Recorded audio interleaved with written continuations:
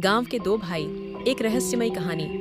ये कहानी है राघव और शिवा की। राघव बड़ा था, जिम्मेदार और समझदार।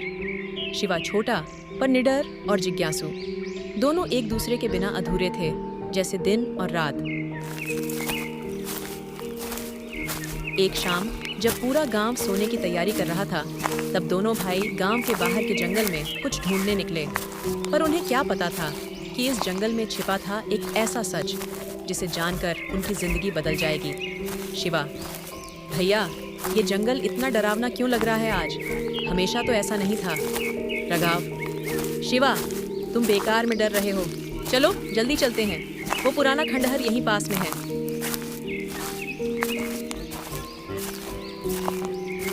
खंडहर? गांव के लोग कहते थे कि वो खंडहर अपशगुन का घर है, पर शिवा और राघव को इन बातों पर यकीन नहीं था। शिवा, भैया, ये जगह सच में अजीब है।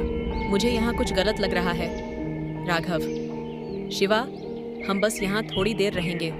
देखना है कि गांव वाले जो कहानियां सुनाते हैं उसमें कितनी सच्चाई है।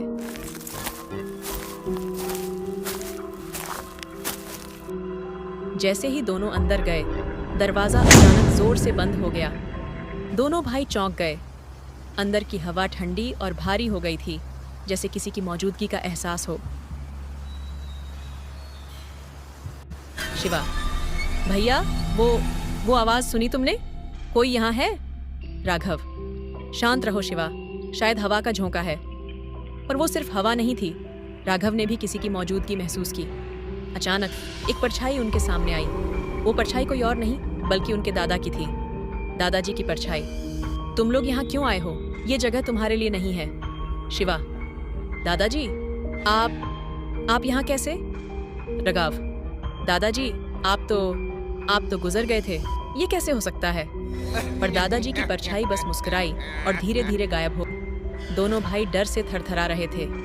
राघव, शिवा, हमें यहाँ से निकलना चाहिए। ये जगह सच में भूतिया है। शिवा, हाँ भैया, चलो यहाँ से। पर वो खंडहर से बाहर निकलने लगे तो दरवाजा फिर से जोर से बंद हो गया, जैसे किसी अदृश्य शक्ति ने उन्हें रोक लिया हो। दादाजी की परछाई, तुम लोग यहाँ से नहीं जा सकते। तुमने जो देख लिया है उसे कोई और नहीं देख सकता। राघव, कौन हो तुम? हमें जाने दो। अचानक सब कुछ शांत हो गया और जब दोनों ने पीछे मुड़कर देखा तो वहां कोई नहीं था। दरवाजा धीरे से खुला और दोनों भाई बाहर निकल आए। दोनों भाई घर पहुंचे, लेकिन उस रात के बाद से सब कुछ बदल गया। गांव वाले कहते हैं कि उस खंडहर में जो भी जाता है उसकी जिंदगी में कोई न कोई बड़ा बदलाव जरूर आता है। शिवा और राघव ने उस रात के बाद कभी उस जगह का जिक्र नहीं किया, पर उनके दिल में वो खौफनाक यादें हमेशा के लिए बस गईं। ये कहानी बताती है कि हर जगह, हर चीज का अपना एक इतिहास होता है, जिसे छेड़ने का अंजाम कभी कभी बहुत भारी पड़ सकता है। राघव और शिवा ने उस रहस्य से पर्दा उठाने की कोशिश की, पर उन्हें सिर्फ खौफ और अनसुलझे सवाल मिले।